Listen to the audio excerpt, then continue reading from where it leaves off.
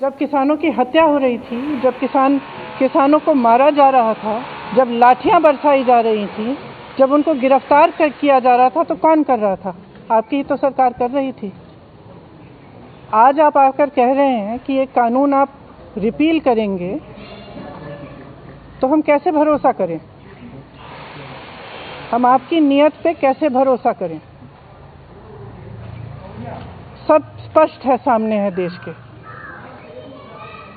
मुझे खुशी इस बात की है कि ये सरकार समझ गई है कि इस देश में किसान से बड़ा कोई नहीं है। इस देश में अगर एक सरकार किसान को कुचलने की कोशिश करती है और किसान खड़ा हो जाता है, तो उस सरकार को अंत में झुकना ही पड़ेगा।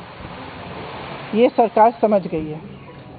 इस बात पर मुझे खुशी है और मैं कहना चाहती हूँ कि जो किसान शहीद हुए इस पूरे आंदोलन में, कई किसानों के परिवारों से मैं पिछले पूरे साल में मिल रही हूँ, मैं मिली हूँ, मैं उनका दुख समझती हूँ और हम सबको सबसे पहले उन्हें श्रद्धांजलि देनी चाहिए। अगर सरकार सचमुच सीरियस है तो उनके लिए जो कार्रवाई होनी चाहिए, ख़ास तौर से जो लखीमपुर खीरी में हुआ, उस पर जो कार्रवाई सही ढंग से होनी चाहिए वो करनी चाहिए। मंत्री का बर्खास्त करना चाहिए और इस पूरे देश में जो किसानों की आवाज़ उठी है, हम सबको उनके साथ हमेशा के लिए खड़ा रहना चाहिए। किसान की बहुत समस्याएं हैं, आज हर तरफ से मजबूर है, हर तरफ से वो कर्ज में डूबा हुआ है।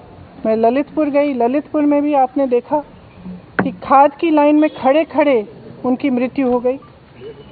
कुछ किसानों ने आत्महत्या की। तो किसानों की जो समस्या है, जिसके लिए किसान आंदोलन कर रहे हैं, उसको ठीक तरह से समझना, उनकी समस्याओं को ठीक तरह से सुलझाने का कर्तव्य हम सबका है।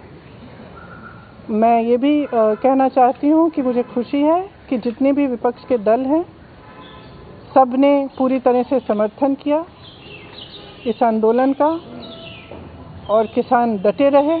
हमारे भाई बहन जो दिल्ली के बॉर्डर पे भी थे और तमाम प्रदेशों में, सब डटे रहे और आज हम उन सबको धन्यवाद देना चाहते हैं। जैसे मैंने कहा, जो शहीद हुए हैं उनको श्रद्धांजलि देना।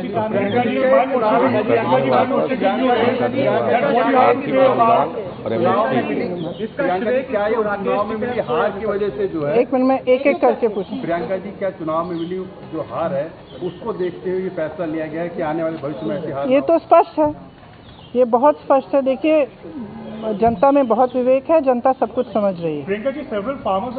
और इतना समय क्यों इंतजार किया? इतना समय क्यों इंतजार किया? आप आज तक तो आप कुछ नहीं बोले, एक बार आप बॉर्डर पे नहीं गए, एक बार किसानों से मिलने नहीं गए, एक बार बातचीत नहीं की।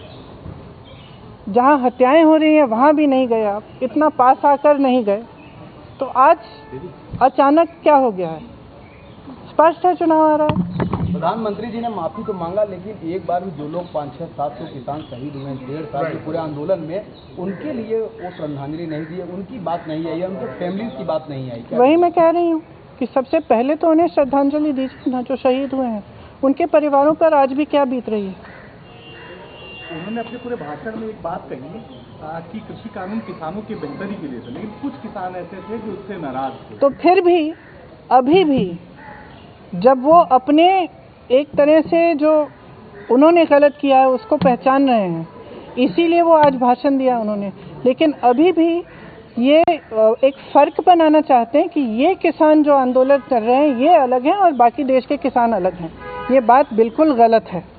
पूरा देश का किसान एक है। आज देश में एक भी किसान नहीं है जो प्रताड़ित नहीं है, एक भी किसान नहीं है जिसकी बड़ी बड़ी समस्याएं नहीं हैं, जो कर्ज में नहीं डूब रहा है हो या किसी और वजह से दिक्कत उसको नहीं आ रही हो। आपने देखा है पेट्रोल और डीजल के दाम क्या हैं। डीजल के दाम का सबसे बड़ा प्रभाव किस पर होता है? खाद मिल नहीं रही है, खाद की लाइन में लोग गुजर रहे हैं। प्रियंका जी 600 लोग एक्सपायर हो गए, क्या उनको आपने पूछ लिया। जब तक संसद में बिल वापस नहीं हुआ था तब तक उसको अभी मानेंगे नहीं, खाली बिजलीबाजी का देखा जा रहा है जी। उसका भी समर्थन करते हैं कि आप वेट करेंगे कि जब वो वापसी होगी संसद में तब इसको पूर्ण रूप से माना जाएगा। देखिए, तमाम छोटी छोटी चीज़ों के लिए अध्यादेश लाते हैं, तो इसके लिए क्यों नहीं? क्या इसके लिए भी कोई योजना है कि जब चुनाव पास आएगा तब हम धूमधाम से इसको करेंगे? कई कानून बनाए हैं, कृषि कानून उसमें से आज वापस हुआ है। क्या अन्य कानून जिसका सड़कों पर विरोध हुआ है उसके लिए भी प्रयास होंगे, जैसे CAA, NRC? देखिए, ये जो आज हुआ है पूरी तरह से इसमें किसानों की जीत है और अहंकार की हार है।